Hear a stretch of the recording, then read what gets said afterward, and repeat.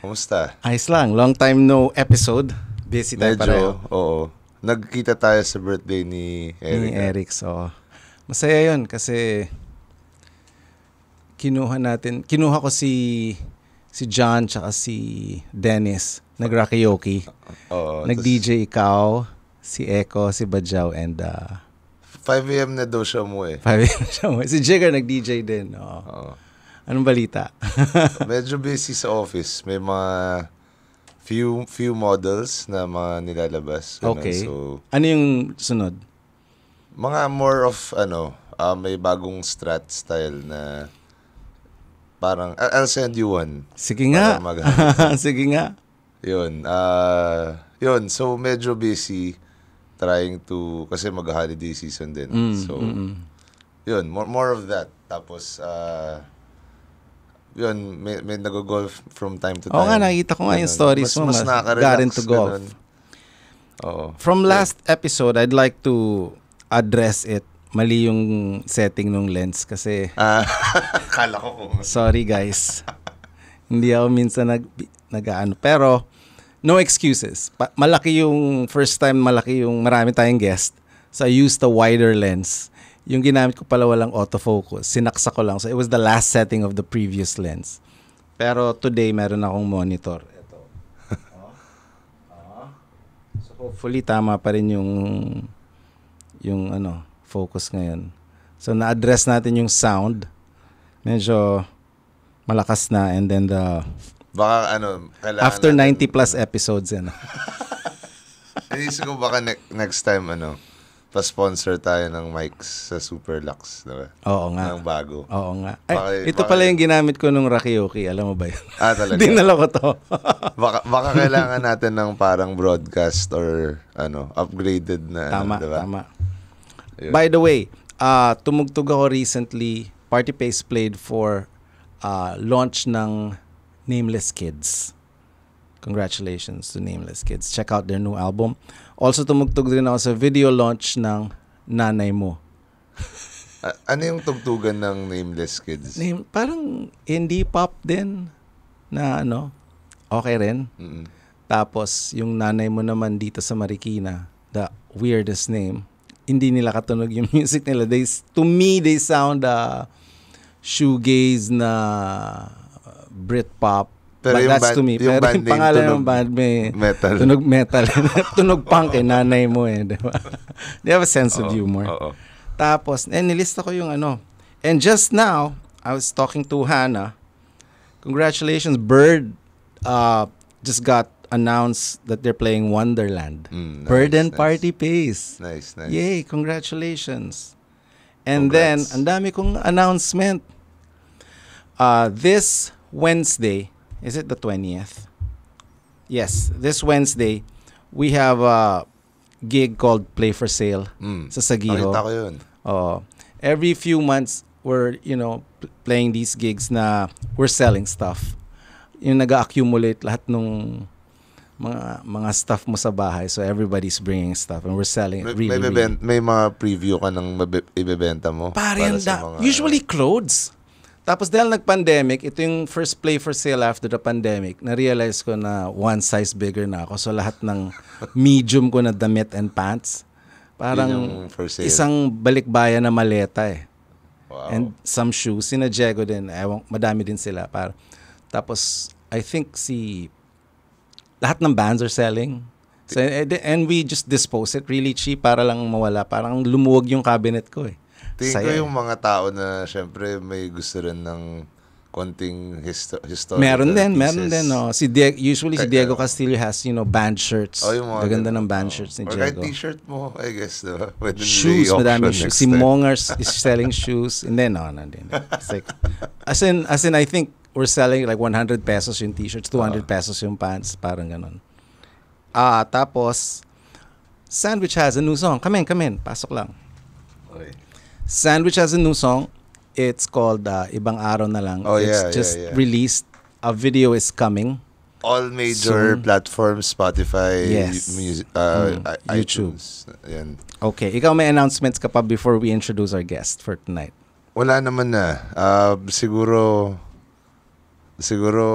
just visit the D&D website. Yun lang.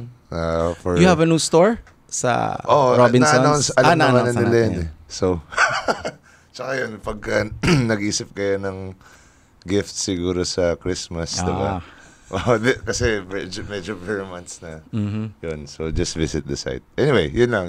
Announce our guest for episode 95. Okay. So yung next guest natin, parang kakaiba yung they come from different backgrounds, pero pag nagsama-sama sila, kakaiba yung vibe. Tapos para sa akin, yun yung definition of the word nung band nila, parang vibin. Yun naalala ko. Tapos yun nga, especially kaibigan rin natin yung one of the yung member, yung vocalist. Nakaka-inspire sila to go on road trips and parang yung feeling mo to do whatever you want, parang ganun. So without further ado, please welcome for episode 95, Bird.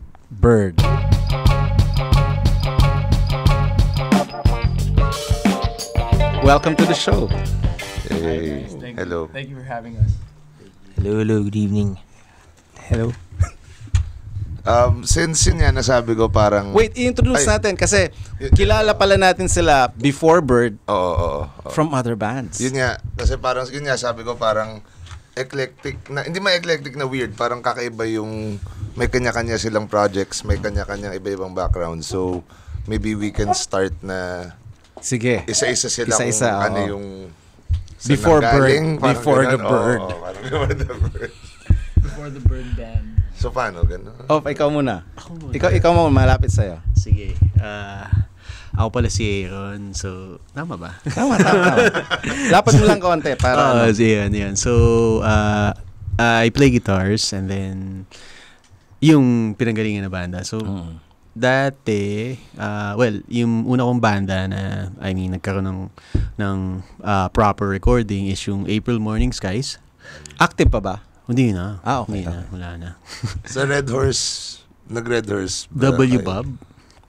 I mean, Music Laban, hindi. Hindi. W-Bob. Tower of Doom. Tower of Doom. Tapos, nagkaroon kami ng banda ni Kalde. Tsaka ni Ana. Ayun, hindi. Save Me Hollywood. Save Me Hollywood. Save Tama. Me, Oo nga, magkakasama din kayo doon. Oo nga. Magdotropa. Ganda. So, yun yung naging banda namin. And then, tinawagan lang ako ni Kalde about dito sa project na to, sa Bird. Yan. Kalde, of course, from Chico Sai. So, yun. So, si Kalde, nag-bass pa din. Dating Chico Sai, tapos Save Me Hollywood din, sabi nga ni Aaron. And then, active pa ba ang Save Me? Hindi na, wala eh. Matagal nang hindi. Nag-migrate na sa state si Jules kasi. Okay. So, pahinga muna. Pero before the pandemic lang yun, ano? Hindi naman, mga 2018. Parang nag-decide na siya family life doon. Tapos, nag-Project One. May iba-iba eh. Oo nga, no? Nag-Project One, tapos, ano pa ba? Nandiyan yung banda ni Sid before, Day One Movement, yun. Medyo matagal lang yung banda. Pero yun. So, tapos ito nga, nag-start kami ng Bird, just before the pandemic. Yun. Hannah. Dami niya. Oo nga. Basta nag-start lang ako sa mga punk bands like yung Banat Boys. Tapos nasama pa ako sa Penguin. Tapos... Sina Bogart? Yeah, nung may time na umalis sila. Tapos... ikaw din yung drummer. So, okay. So, ikaw ang kapal, hindi ko din alam yun. Ayun. So, yung may competition na sinalihan yung Penguin. Tapos ako nag-fill in. Tapos, Lindenwood. Tapos Save Me Hollywood. Tapos Bird. And you also run a studio. Yes. Yun yung kinabibisihan ko. This is where I make music. Yay! Hak, ikaw. First time mo dito eh. First time ko dito. Ako, galing ako sa Jeja View. Actually, yun yung naging entry ko sa music scene. Tapos nakalala ko na si Nakalde from there. Tapos, yun, nag-Chico ako. Hanggang ngayon. Tapos, Bird na. Party pace, ano ka? Hindi, pero sabi mo before eh. Sabi mo before Bird. After Bird, may party face din. Yeah. Diba? So yun lang. I want to start sa itong bago tayo magbalik sa origin story. Yung pinagkakaabalahan nyo, yung recent series of shows. Tell us about it. Anybody? Well, we're touring the album now, finally. Kasi na-release namin siya nung April or May. Sa Mid-Century Manila, shout out. So, para kami parang CD release party siya eh. So, makulit doon, naghanap ako ng mababurn na CD. Tapos namigay kami doon sa 50 pieces yun. So, sinulat lang, tapos pinamigay namin sa mga nag-attend.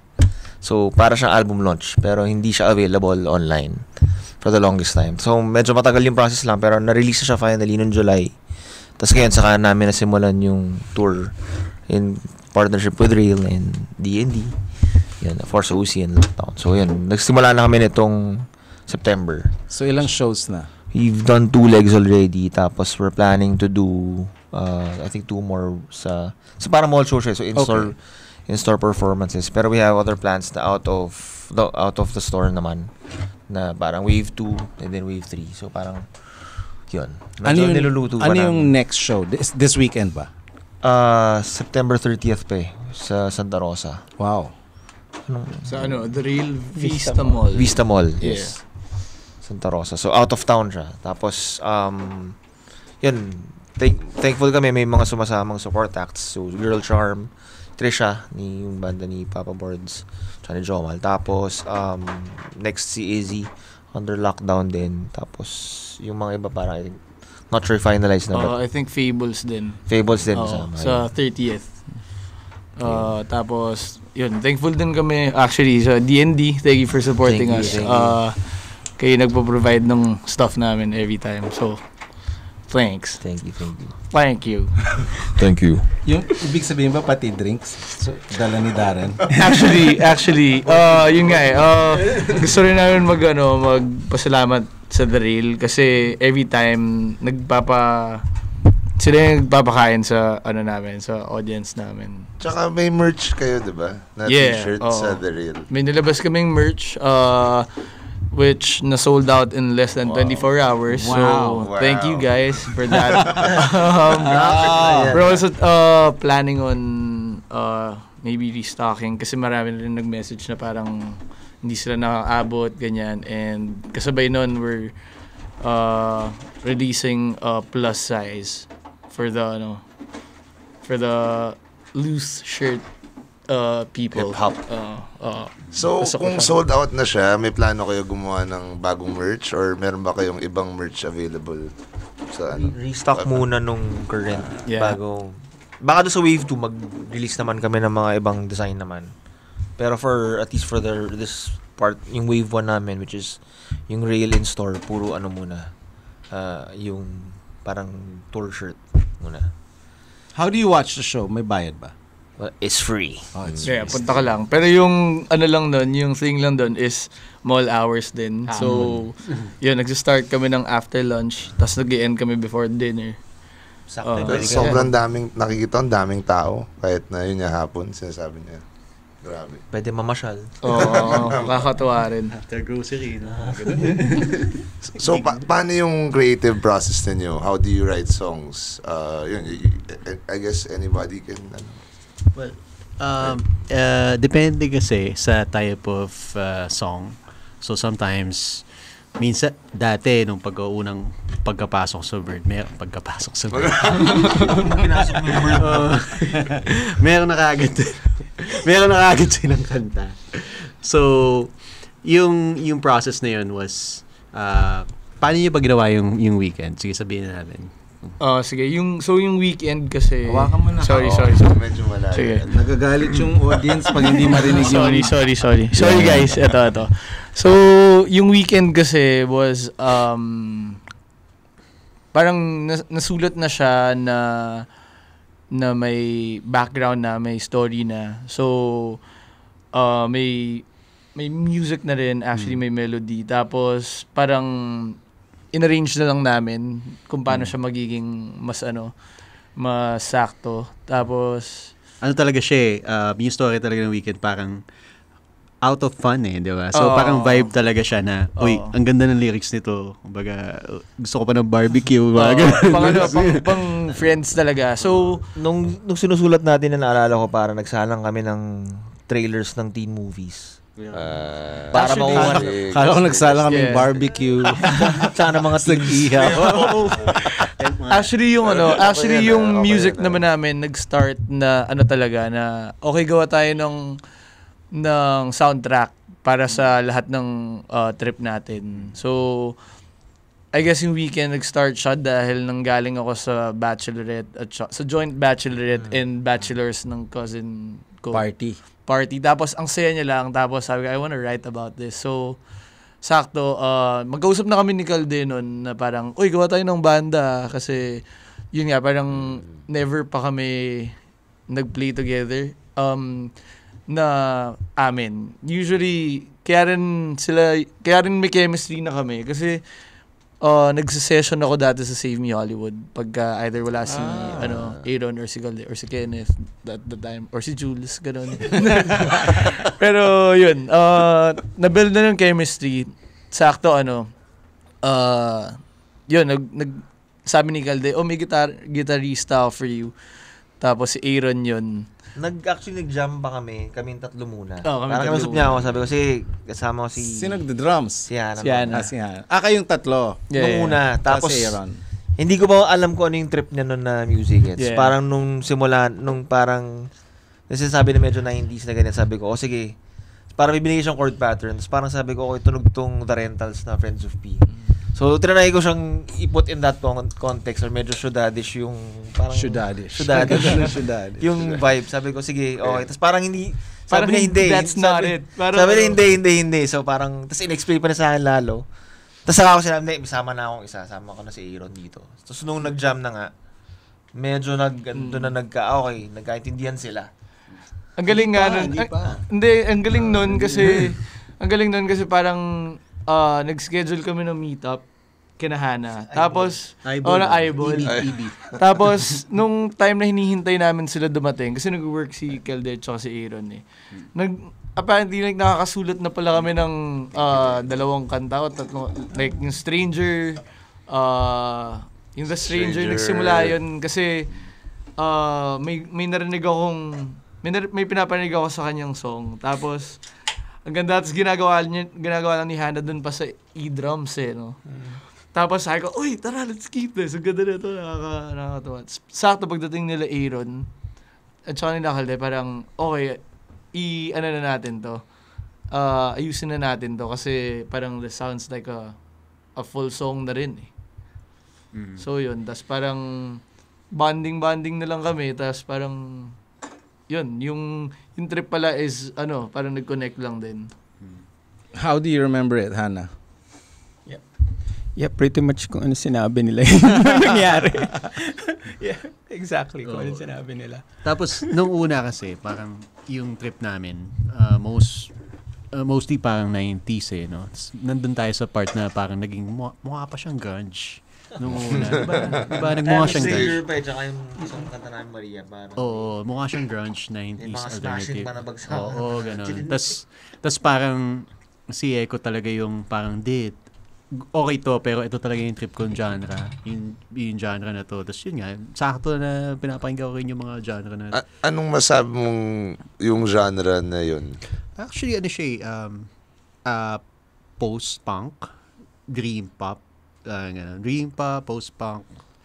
So, yun yung genre na, parang siya, bago mag-new wave. Di ba yung mga Joy Division, yung mga Industries? Yeah. Yung na yun na parang... Right before. Oo. Siya, new wave na banda. Bago mo abutin yun. Oo, new wave na banda na parang simple lang. Tapos kami, parang galing kami sa mga bandang kaskasan. So parang inaaral namin kung paano siya tutugtugin na dapat, Calde, huwag ka namang mag-distortion dyan. Hirap tumugtog ng tahimik. Huwag ka namang mag-slapping dyan, Calde. So, mahirap yun. Ito naman naman pataas yung bass. Pataas na. Standard to. Standard tuning. Tinry namin. Tapos, parang, I guess yung pinaka naging, naging agreement namin was, sige, gawa tayo ng songs that we were used to playing pero try natin na parang clean tone, imbes na distortion, lagyan natin ng chorus or ng reverb, ganun. Tapos tinan natin kung anong kakalabasan. Tapos, in my head pa nun, parang indie pa nga yung nasa isip ko. Actually, indie talaga. Indie yung pala. Tapos, ang ganda ng mix kasi yung background ni Aaron ng music ay parang kapatid din nung indie na pinapakinggan ko. So, nung nag-mix na yon lahat, ayun, I guess yung Bird na nabuo. Matagal din natin to yung no? Yung parang, Matagal yun. yung matagal na process, yung bago namin talaga fully na intindihan na okay, ito pala yung hanggang dito lang pala tayo kaingay or hanggang ganito lang pala tayo katahimik. Hindi pwede lumagpas. Hindi pwede talaga lumagpas. Dati pinagsasabihin na lang ako malakas ako or yung timpla ko matapang. Ngayon ako nang nagsasabi sa kanya, medyo matapang yung timpla niya. Ganon. Nagalit pa si Galde. Nagalit. May challenge pa nun na, may challenge pa nun na dapat hindi mag-clip yung video clip. Yun sa camera. Dapat klaro yung kuha ng camera lang. Yung tunog lang dapat. Pag nagki-clip yun, parang okay, masyado tayo malakas, sir. Let's talk about kung paano si Echo nag-guest na dito several times. Paano nyo nahanap yung instrument nyo? Mag-start kayo. Ako. Yun, si Airpad kasi mahilig siya mag-gitara. Dami niyang tape nung galing sa Dubai, yung mga parang Thompson origin, yung mga nasa So yun yung mga trip niya. Tapos bumili siya ng Guns N' Roses. GNR. Bumili siya ng GNR. Anong album? Hindi, Appetite. So, nung binili niya yun, natripan ko to, ang galing nito sa Bon Jovi, dalawa yun. Tapos, so yun, yung mga pinsan ko. Actually, yung pinsan ko, nung nakikinig ako ng Bon Jovi, ayaw niya ng Bon Jovi. Sabi niya, bakit ka nakikinig niyan? Bakit ka nakikinig ng Bon Jovi? Ganon. So, sabi ko, ano ba maganda? So, pinakita niya sa akin yung Slayer, yung Metallica. Sabi niya, ito yung pakinggan mo. Yun. So, at that time, yung parang, medyo napanizal-tasil tayo sa recto, yung mga ganun. So, yun na yung actually, metal yung naging paborito kong, tugtugan. Tapos, since nga, hindi, nung una pala, nabuhay yung dugo. Nagbuhay yung dugo ko sa mga, metal, no? sa mga askasan. Nabuhay yung dugo ko kasi ang galing ang galing tugtugin ng ang sarap tugtugin. Pero unang-una kong natutunan na tugtugin, yung madali kasi yung Nirvana, actually, Nirvana, Silverchair. Tapos after nun, so, doon ko na sinubukan bibili ako ng tabs dito sa may Valle Verde, ganyan. Yung tabs kasi before sa Pasig, ang ginagawa nila, yung Ultimate Guitar or Guitar World, meron kasing tab doon sa dulo. Sa dulo ng pages. Tapos inaano nila yon, fade to black pare. Fade to black. Hindi, saan yung original nun, pare? For your info. Excuse me. Yung nun, doon sa Misha 2 Verde, sa May C5. Yung may-ari nun, marami siyang collection ng magazine. Ano yung siniserox lang? Siniserox lang. Tapos magkano yun? Hindi ko to alam. Hindi ko to alam. 15 pesos. 15 pesos. So pag nandun per ka, song. Per song. Yun. Wow. So pag nandun ka, may rehas pa yun yung parang pinto nila. Pag kakatukin mo, pagpasok doon, pagbibigyan ka na nila ng listahan. Hindi ikaw yung gaganon. Oo. Tapos may number yun. Ali yung nagbebenta doon actually. Tapos siguro sa asawa niya yung collection. Daming magazine kukunin niya. Alam nila Guitar World, tapos si Xerox nila yon. Yung tab. Kasi yung tab dati wala naman tab na maayos eh. Kasi Ultimate Guitar. Wala naman downloadable nun eh. Hindi, tsaka pangit yung tab dati. Hindi siya accurate. So yun accurate. So ayun, tuto, ganyan, metal, tapos puntang recto, ganun. So, tapos, yung pisan ko, parang, ito yung pakinggan mo, huwag ka nang mag-metal, parang baduy niyan. Ito, siya din yun, punk rock hard. Siya rin, iba siya. Advance lang siya. Advancing. Luma na yan. Tapos sabi niya, ito yung pakinggan mo, ito pakinggan mo, Earth Crisis. Okay to, galing nito. Yan. So, ayun, yun yung Victory Records yan, yung mga eksena yan, Hatebreed yan, H2O, ganun. So, Ano ka to? High school, college?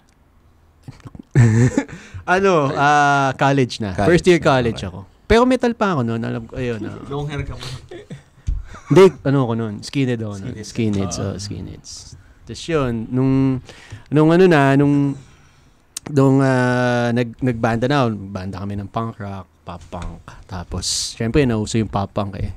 After nun, Beat Fortuna. So, after nun, parang, meron akong kaibigan sa Pasig. Tapos, sabi niya sa akin, ang ginagawa niya, pare, dina-download niya yung kanta sa Kazaa, sa net, sa disket, nilalagay niya sa disket. Tapos, sabi Sa ko, floppy disk? sa floppy disk. Nung dalawang araw yun, bin-download niya. Tapos pag download niya, gumagawa. So pag nakolekta niya na lahat ng mga Maliit na yun, di ba? pag nakolekta niya na lahat yung mga kanta, gumagawa siya ng cover sa Paint. Gumagawa siya ng cover sa Paint, yung mga Tapos sabi ko, ano yan? Ano banda yan? Sabi niya, emotional hardcore to eh. Sabi niya, emotional hardcore. Tapos pangit nung sigaw. Sabi ko, ba't ganyan? Parang paus lagi. Parang sigaw mama lang. Yung mga ganon, sigaw mama. Tapos ang gulo-gulo, puro feedback. Syempre, metal, ang linis ng mga tugtugan eh, diba? Tapos yun, nung later on, after a few years, yung mga kaibigan ko, nagbuo sila ng banda. Tapos sinama nila ako doon sa banda. Yung April Morning Skies. Sabi ko, tapos nagko-cover lang sila ng mga emo na kanta. Sabi ko, may kilala akong may gusto niya na. Noon pa. Sabi ko, pangit yan eh. What? Parang ganun. Ba't ganun? Sabi ko, parang paus lagi. Tapos hindi malinis yung mga tugtog. Tapos yun nga, doon ko na-recruit yung isa kong kabanda na parang, yun pala yung emo. Hanggang sa nag-evolve siya, nakaluan na siya ng... So, yun. Dami na sinabi, sorry. Ganda. Ganda. Kalde.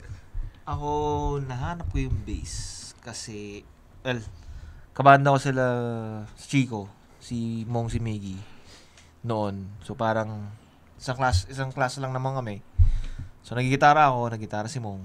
Tapos si Miggy nagigitara din. Pero, gusto niya maging vocalist. Tapos si Mong, gusto pa mag-gitara sa akin. So, Sa school yan? school to. So, naglalakad ako. In-approach ako ni Mong, yung ator ni Miggy, hindi maalala eh. Pwede ko mag-bass? Sabi ko, sige, wala akong bass. Paano nila alam na magbe-bass ka? Hindi, nagigitara kasi ako. Okay. So parang by default, dahil si Miggy ay na mag-bass, magkabanda na sila before eh. So parang gusto na gumawa ng banda na... Oo. Kasi dismissal time yun. Sabi ko, gusto mo mag-bass? Sabi ko, pwede. Wala akong bass. At sabi ni Miggy na, yung dad ko may bass, pwede mong gamitin. So yun yung pinag-record ko pa ng hanggang Method of Breathing yun. Talaga? So yung bass na yun eh. Saka pa ako nakabili after noon eh. So, yun yung parang college to, since college yun na yung hawak ko talaga na. So, ang weird sa akin pag gumawak na ako ng full guitar. yung music mo naman, saan galing? Barkada. As in basically kung ano yung uso that time sa youths. So, naalala ko din parang nag-start nga kami noon, parang high school. Nag-judge ka pa yata nun. Sa Ateneo? Last ko na yun ginawa. Hindi ko na inulit yun. Nag-Battle of the Bands kami nun. Tapos kasi si Miggy nun umuwi from the States. So lagi siyang, every summer nag-state siya. So updated siya sa trends. Kayo yung mga naka-dreads? Si Mong yata. Si Mong, si Miggy naka-baby dreads, di ba? So parang nung umuwi sila, parang ginawa namin, pinanig ng Deftones score ganyan. So parang, ito bago, iba from tsaka hindi namin siya usually napapakinggan dun sa mga classmates namin or batchmates. So kami naman syempre sabi namin, sige sali tayong Battle of the Bands. So, school lang yan? School to. Ang daming lumabas dyan. Yan. Sino? Sila Pochoy. Dicta License, Happy Meals. Sina Jorel. Sina Mark. Shirley Beans. Mm-hmm. Yan yung Itchy Worms ba Itchy Worms din, older a bit, pero hindi sila sumali. Pero yun yung mga batch na yan. So, medyo yun yung iba pa yung tubig nun sa atin. Pero yun medyo alive na yung time na yun nung college/high school.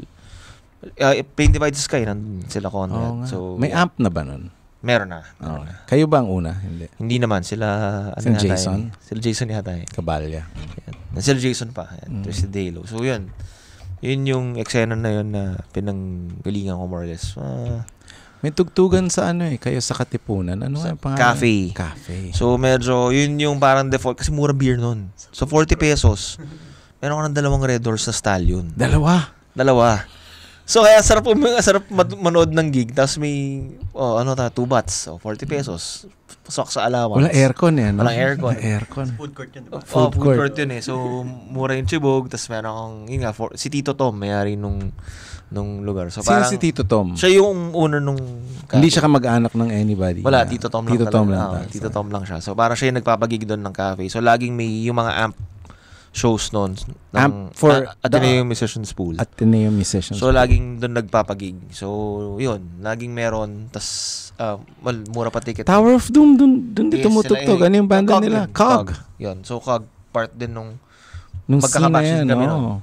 Actually, extension din yan. By extension sila. Sandwich din, tsaka By Way of Mark. By Way of Mark. Bad Burn din, By Bad Way of Burn. Dave Abaya.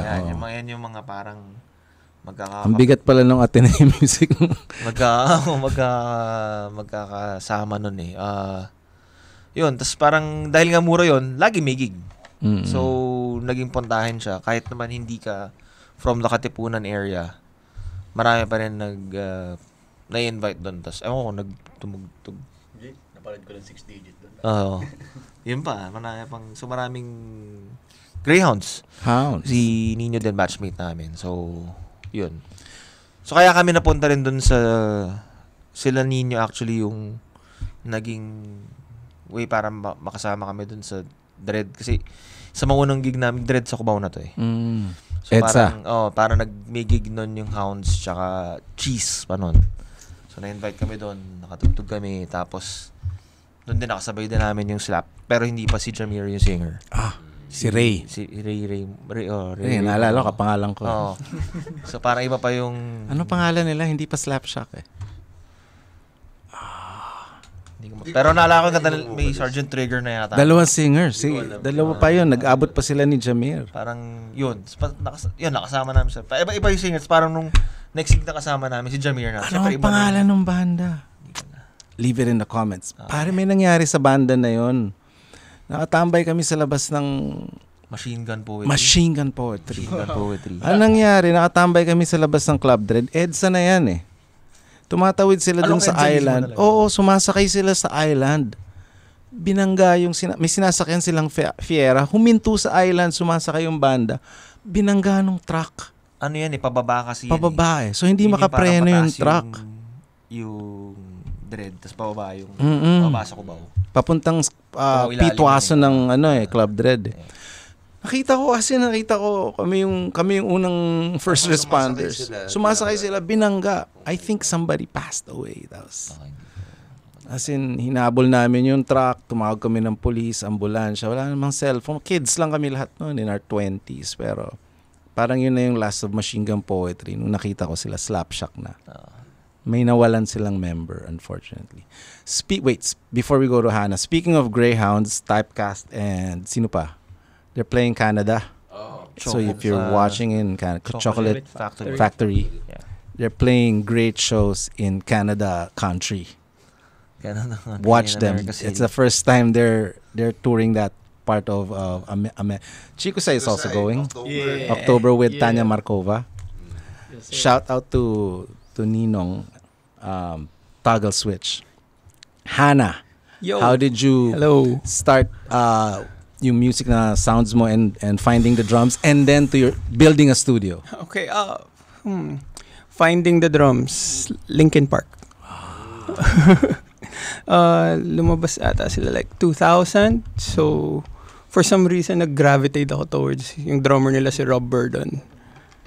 Pero hindi ako nakabili ng drum kit until 2003. So, by the time nakabili ako ng drum kit, ang pinapakinggan ko na nun was like Blink-182, MXPX, Alkaline Trio. So, mas nasa punk rock na.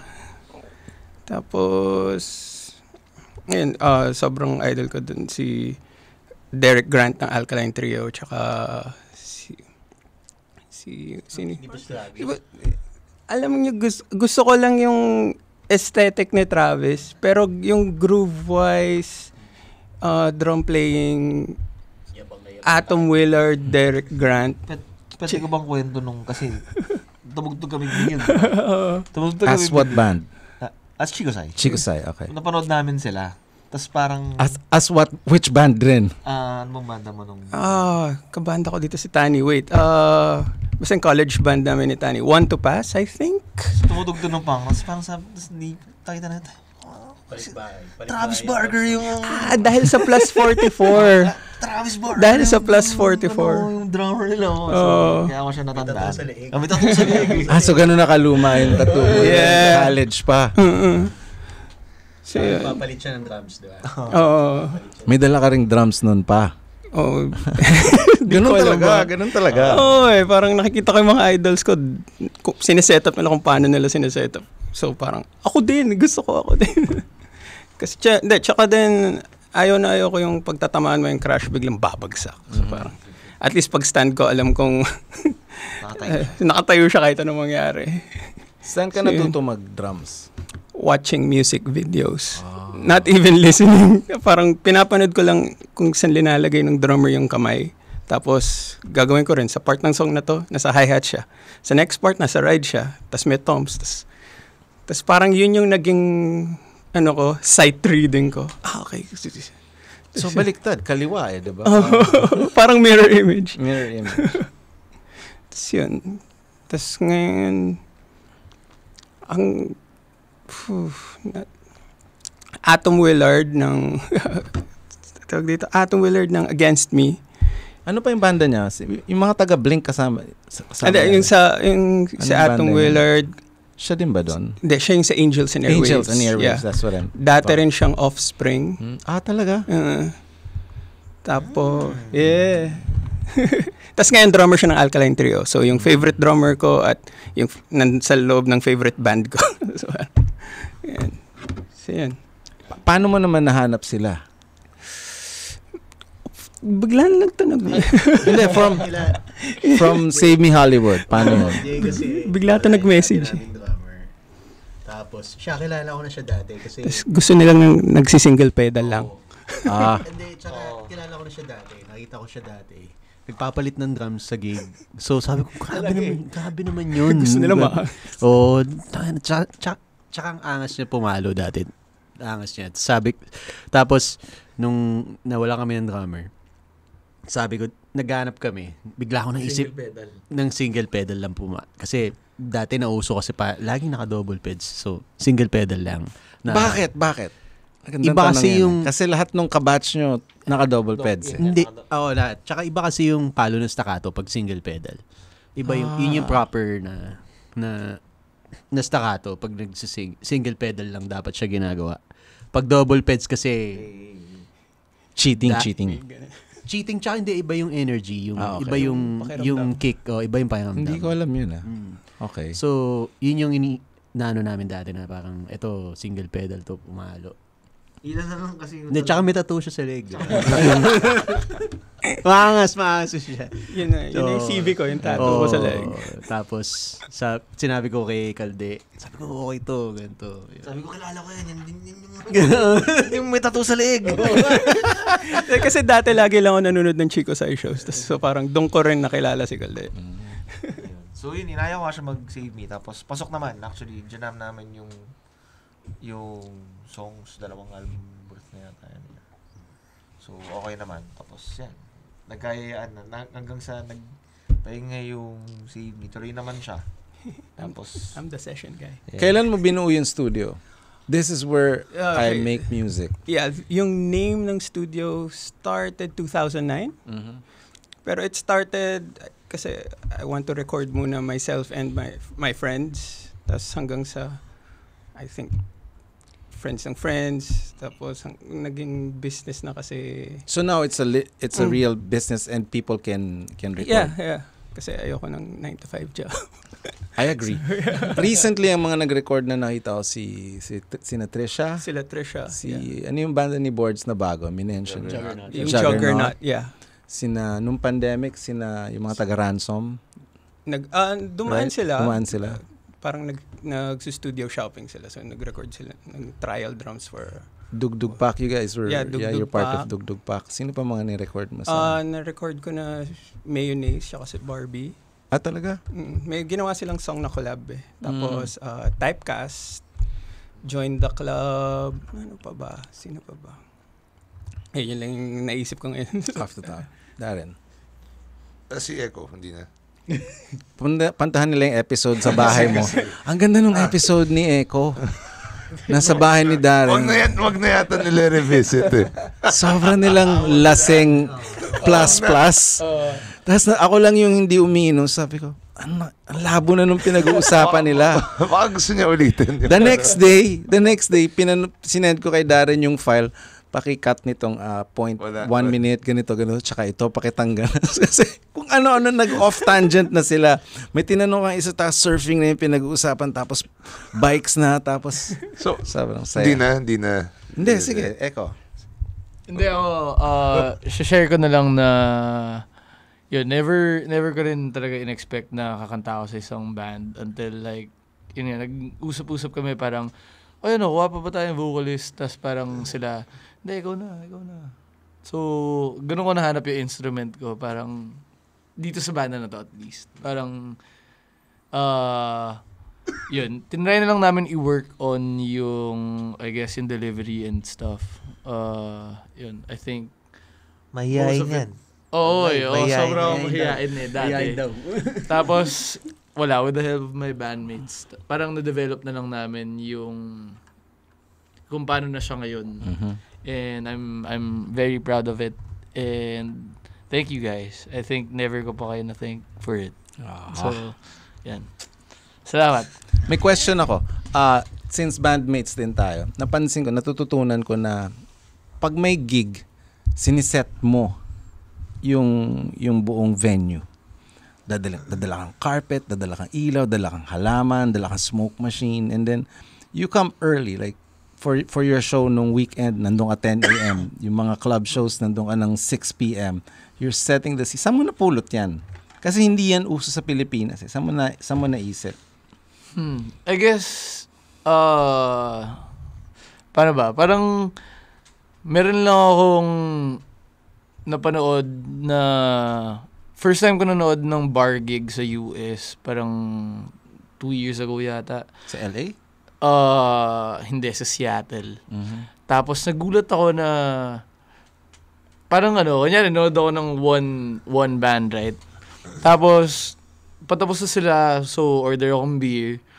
Pagbili ko ng beer, syempre tambay akong bar counter. Pagtingin ko ng gano'n, walang setup. So, sabi ko, ano nangyari doon? Parang split second, wala nang setup. Tapos biglang mamaya, edi kwentuhan kami ng pinsan ko. Actually, yung, may kuya, yung kasama ko. Tapos pagkatingin namin ng gano'n, biglang may ibang setup na naman.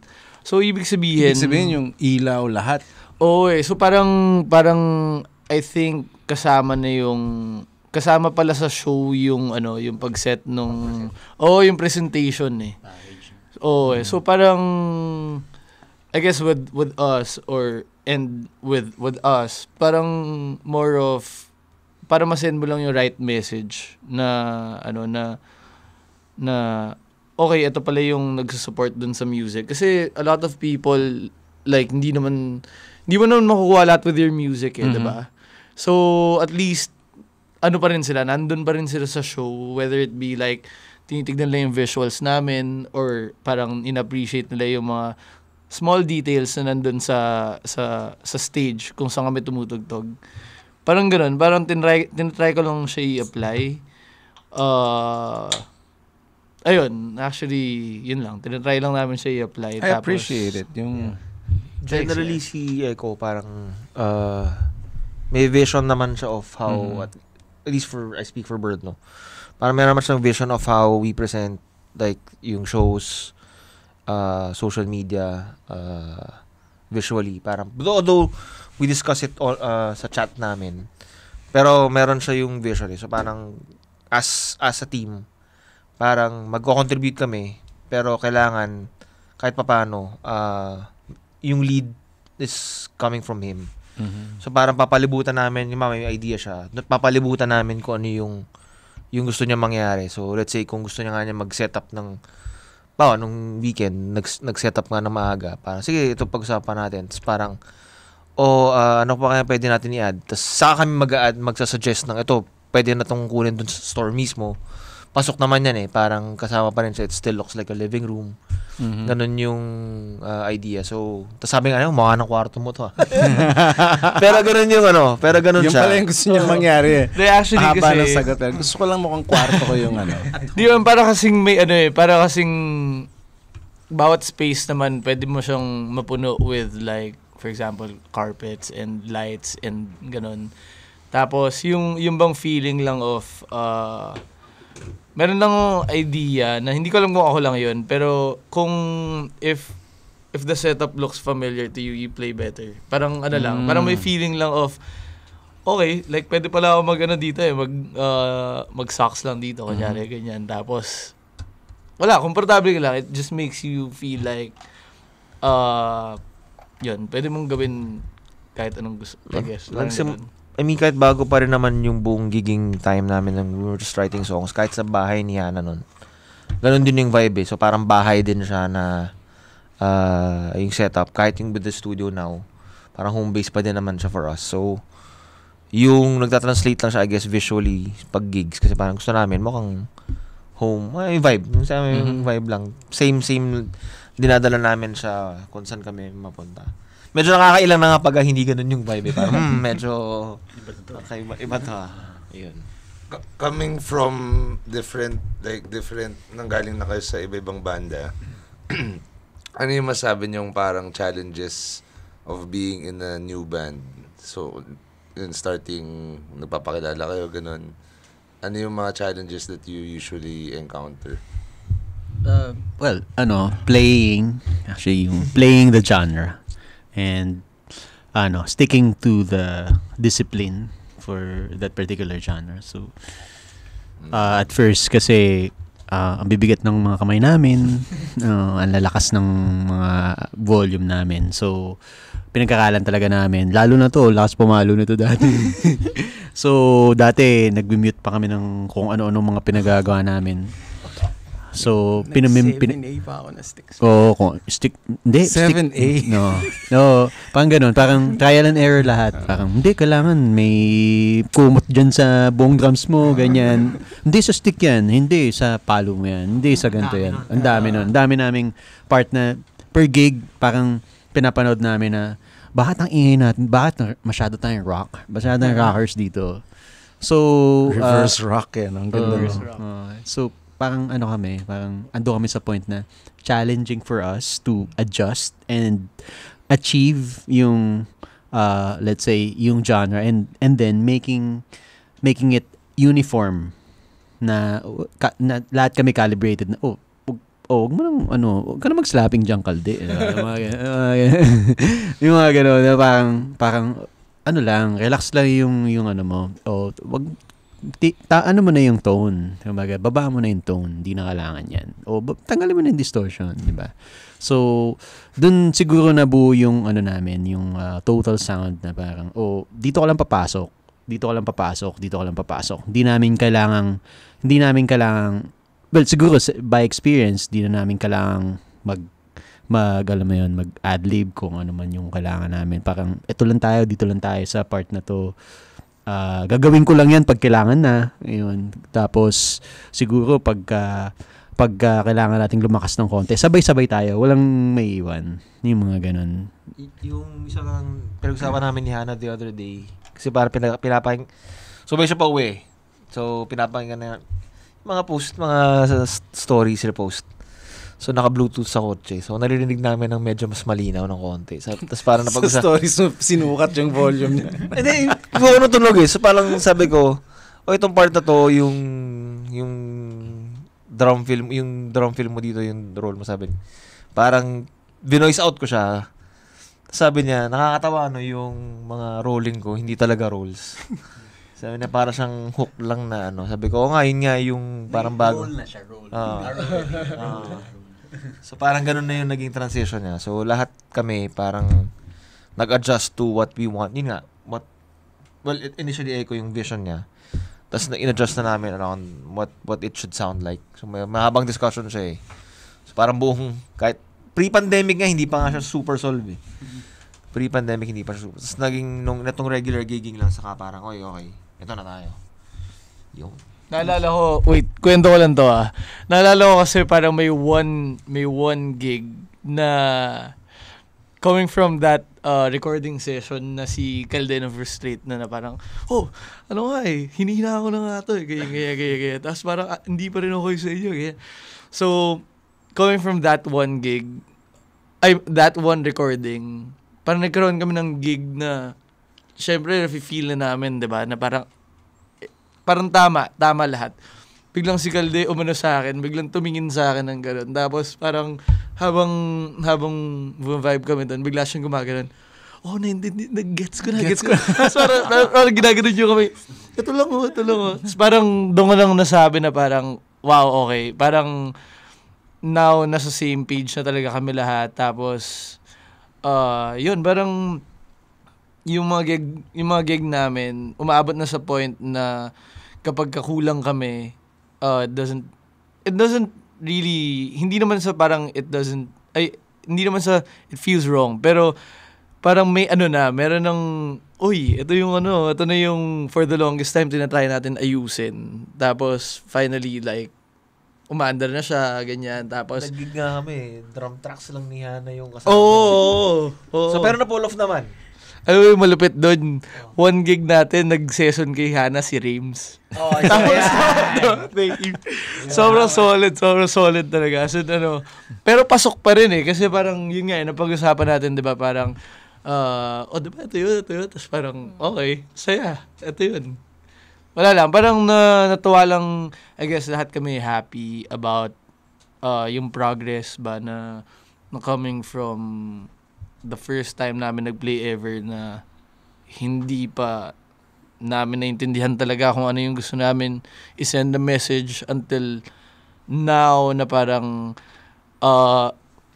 nag-adjust na kami depende even sa venue na piniplay namin. Ganon. Like, we've played in venues na sobrang ma-reverb kasi puro glass. Tapos parang adjust kami na, okay, yung mga reverb natin, ganyan. Kasi mag-work for us yung venue na gano'n. Tapos maririnig namin sa stories na, nagawa natin ng tama gano'n. Okay naman pala. Kasi pag nagpo-play kami, lagi may worry Kasi nandun kami. Kaya ko na to, pero wala din. Same lang. Galing lang talaga nung progress na yon. Tapos, wala, share ko lang din kasi since nandun naman tayo. Parang, ako kasi, I think yung pinaka-goal ko talaga before was, kung may banda ako, sana mag-play sa Wonderland. Speaking of venues, in-announced tonight. In-announced tonight na part na rin kami ng Wonderland for 2024. So, wala. Sobrang nag-full circle na siya sa akin. Ako personally kasi, nag-work ako dati corporate and I left my corporate job for music. And, yun nga, parang wino-work yung project ko, one of my last projects as a corporate slave was Wonderland. Tapos, yun, parang nag-full circle lang sa akin na now, dati ako yung gumagawa ng content for it. Ngayon, kami na yung content. Nice. So, wala. Congrats, guys. Congrats. Excited ba kayo sa May prepare ba kayong bagong set for Wonderland? O hindi nyo pa napapag-usapan? Yeah, actually, tonight pa lang talaga namin na, I guess, parang like, baka bukas ko pa lang din siya ma-internalize. Pero, for sure, may something special about like that set. May dala kang sariling stage, no? Oo, yun nga. Ayaw mo na. Lahat kung may bababa kami sa, stage 1 and 2, meron kang dalang stage. Stage 3. Stage 3, bird stage. The bird stage. Garen. Gaano ka-important yung branding sa inyo? Kasi yun nga, nabanggit nyo kanina na mostly si Echo yung nag-iisip rin, pero yun nga, gaano ka-importante and how can you use it? How do you utilize it, especially these days na puro visual content yung lumalabas, diba? May sagot naman ako dyan. Parang sa amin, ang ano lang naman, hindi naman siya rule, pero hindi kasi kami maggagawa ng stuff na hindi namin gagawin, like, isa sa amin. So, like, as long as, yun nga, parang, ginagawa naman natin to or parang, yun nga, true kami to who we are individually. As raw as possible. Okay. Parang ano pa rin, parang... Yung yung photo namin sa Spotify, putya galing sa gig yun sa Bulacan na hindi kami nagpunta kami, hindi kami nakatugtog. Hindi pa tayo Tapos, across the street, meron lang doon parang talahiban. May puno pa doon, so parang tara picture tayo. Tapos picture. Tapos yun na, okay, upload na natin yan, yung band photo natin. Sila yun. Hanggang ngayon, tumanin sa Spotify. So, ganun siya, no effort. So parang I guess to answer your question, parang may yung brand is very true, I would say. Parang kung as long as pagkakasama kami, tapos parang may makita lang kami na isang diyan, like corner dyan na solid, parang like alam mo yun, parang I think yung personality na lang nung individuals na yung alam mo yun, yung group of individuals na to na parang nagme-make nung bird, I guess. So, yeah. Feeling ko kasi kung like as an outsider, pag titingnan nila, I mean, to me, parang sobrang galing, parang planado talaga. Tapos may imagery along with it. Wala lang, galing lang. Nakuha talaga yung surf na vibes. Ganun. Kahit yung visuals namin, parang it's full of memes, puro pop culture stuff. So parang kung ano yung trip namin, celebrity deathmatch, mga gano'n kami. Tapos parang random Still YouTube yun. videos na mga memes. Gano'n yung nasa visuals namin. So, parang kung ano lang yung trip namin, yun lang yung not necessarily music. Parang doon namin siya ilalagay. Parang maganda yan, makulit yan. I guess lahat din nung ginagawa namin, parang nagsistem din talaga from what we bond over. Parang lahat ng lumalabas na lahat ng binabaon namin either sa stage or sa like sa performances generally. Yun, nanggagaling lang din siya sa parang either na pag-usapan namin sa isang tambay tapos okay nga yun, no? Parang ganun. Pero yung forma talaga, suot talaga ni Aaron yun eh. Forma. May ganun ba? May dress code ba kayo? Sagot ni Aaron yung forma na. May ano ba kayo? May shows kayo in the coming next few days or weeks to promote? We're playing Saturday sa Poblacion, sa opening ng Tinta doon. I think mag-open sila. Tinta. Lilipat sila doon. Sa Poblacion ba yan? O akala ko 1, 2, 3 block? So sa Otto. Sa Otto daw siya. Yeah, siguro ano na lang, patingin na lang sa socials namin. You're on Instagram, Yeah, we're Facebook? mostly active on Instagram at bird.mnl. Tapos Facebook,